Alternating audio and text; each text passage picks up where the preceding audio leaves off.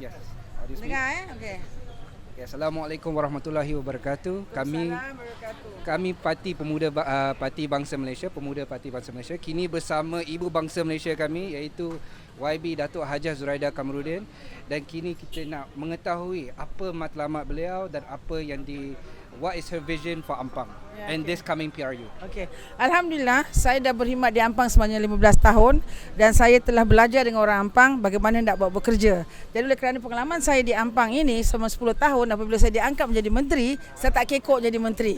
Kerana pengalaman saya dealing dengan government agency. Jadi apakah yang saya nak buat ke depan? Saya nak pastikan bahawa Parti Bangsa Malaysia membawa agenda bangsa Malaysia agar semua bangsa, tak kira apa agama bangsa, semua sama-sama bekerja kuat untuk memajukan negara. Ini yang paling penting. Kita nak recover ekonomi, kita nak recover all the losses waktu COVID dan sebagainya. So semangat bangsa Malaysia mesti ada untuk kita memulihkan ekonomi negara. Itu nombor satu. Saya nombor dua juga di Ampang, saya lihat sekolah-sekolah kita memang dah lusuh, dah dah uzur dan sebagainya. Tapi sekolah-sekolah ni dah berumur 30-40 tahun. Tapi kerajaan tidak mampu untuk membuat pembinaan semula kerana masalah kewangan dan sebagainya. Tapi di peringkat Ampang sendiri, saya sangat prihatin dengan sekolah-sekolah kerana cikgu pun tak ada duit nak raise fund, nak beli whiteboard tak ada, nak beli kerusi tak ada, stationery pun tak ada. Apatah lagi kalau tangki air bocor, toilet bocor dan macam-macam.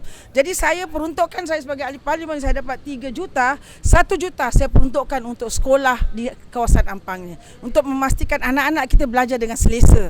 Saya nak anak-anak kita belajar dengan selesa agar dia dapat lebih belajar dengan selesa, maka dia boleh absorb pelajaran itu dan insya-Allah mereka akan jadi pemimpin dan pelajar yang cemerlang. This is very important for me because the future of the country depends on the children today.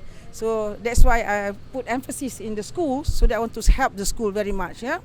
So I hope the same for next year. I'm going to allocate that 1 million to the school. 19 sekolah di Ampang di bawah PIBG, and I have a meeting dengan dorang, saya dah jumpa mereka nak buat muafakat PIBG. So that's one I wanted to do, dan I make sure that bangsa Malaysia, agenda bangsa Malaysia start in Ampang. Jadi orang Ampang akan menjadi model bagaimana negara ini akan maju. Kita lihat orang Ampang kerana dia faham konsep bangsa Malaysia.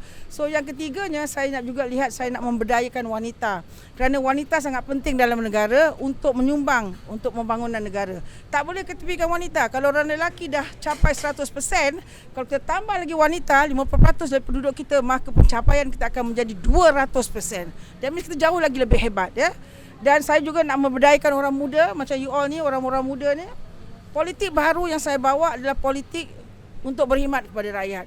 Orang muda nak masuk politik dalam Parti Bangsa Malaysia, kena ingat untuk berkhidmat, bukan untuk kuasa, kekayaan ataupun jawatan. Kerana kalau kejar yang tiga ini, kuasa, kekayaan dan jawatan, akan frust bila tak dapat. Jadi dengki hati, jadi corruption, iri hati dan sebagainya. Tapi kalau kita khidmat kepada rakyat, kita tolong satu orang, kita rasa puas, betul tak? Itu yang saya nak pada anak-anak muda. Dan selain daripada itu, teknologi, memang kita perlukan teknologi. Saya amat berharap negara ini ubah revamp kita punya sistem-sistem yang banyak sangat interaksi counter ini. Jadi macam sistem immigration, sistem buat IC, semua kena ada sistem digitalization, kerana ini akan mengurangkan corruption, mengurangkan ketirisan dan sebagainya. Kalau dalam sistem semua ikut sistem standard 2 hari 3 hari, tak payah nak pergi jumpa dan sebagainya balik. Negara lain semua dah buat. Jadi kalau kita boleh melaksanakan ini, kita boleh save about 50% of the country's economy money, dan insya-Allah duit itu kita boleh gunakan untuk sekolah lah, untuk hospital dan sebagainya. Jadi itu dan perkara yang saya amat rasakan, if I'm given a chance to be in cabinet one more time, saya akan membawa adik-adik ini agar dapat satu perubahan yang sangat holistik dan sangat efektif, insya-Allah. Jadi peringatan kepada warga Ampang semua, jangan lupa undilah calon nombor 4 kerana kami adalah bangsa Malaysia.